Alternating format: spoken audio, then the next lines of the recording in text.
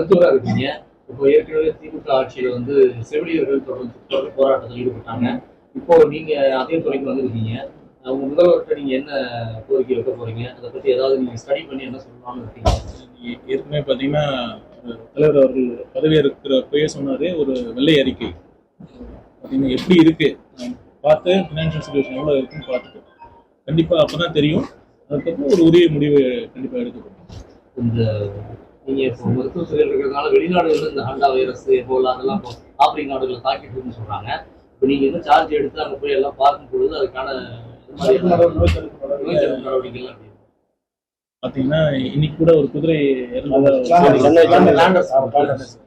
பற்றின அதிகாரிகிட்ட விசாரிச்சிருக்காங்க. மனிதர்களுக்கு பரவற வாய்ப்பு இல்லைன்னு தெளிவாக சொல்லிட்டாங்க. அதனால மக்கள் இதை பற்றி ஒரு அச்சம் தேவையில்லை.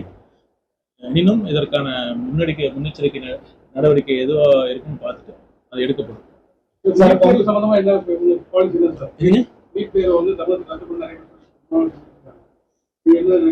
தலைவரோட விரிவான அறிக்கையை நம்ம சொல்லியிருக்கோம். நீட் வேண்டாங்கிறதா தமிழ் வெற்றி கழகத்தின் ஆரம்பத்திலிருந்து அதான் நம்ம சொல்லிட்டு இருக்கோம்.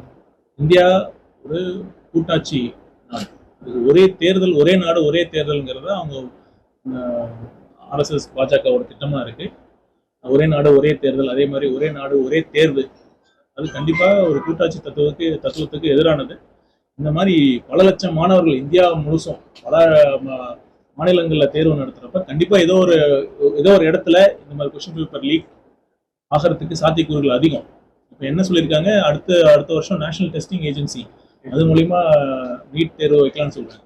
அதாவது இந்த மாதிரி ஒரு பிசிக்கல் கொஸ்டின் பேப்பர் வரப்பே இந்த மாதிரி லீக்ஸ் நடக்குதுன்னா கண்டிப்பா ஆன்லைன் வரப்ப மக்களுக்கு அது மேல இருக்கிற நம்பகத்தன்மை கண்டிப்பாக கம்மியா தான் இருக்கு. எனக்கே கம்மியா தான் இருக்கு. இப்பயே ஆன்லைன்ல யூபி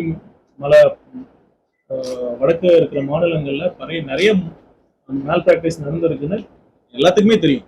இப்படி இருக்கிறப்ப இந்த மாதிரி நீட் தேர்வுகள் கண்டிப்பா எதிரானது. குறிப்பா தமிழ்நாட்டில் இருக்கிற ஏழை எளிய கிராமத்தில் இருக்கிற மாணவர்களுக்கு பெரிய பாதிப்பு தான் அது கொடுக்குது, பெரிய சுமையை அது கொடுத்துட்டு இருக்கு. அதனால அது நீட் வேணாங்கிறது தான் தமிழக வெற்றி கழகத்தின் உறுதியான நிலைப்பாடு.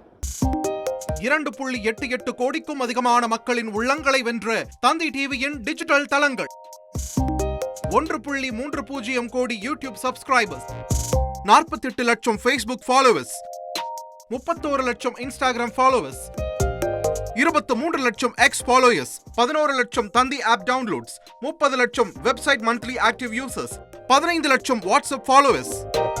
அசுரபலம் கொண்ட எங்கள் டிஜிட்டல் கரங்களில் உங்கள் விளம்பரங்களை சேர்க்க வாட்ஸ்அப் பண்ணுங்க 8939888838.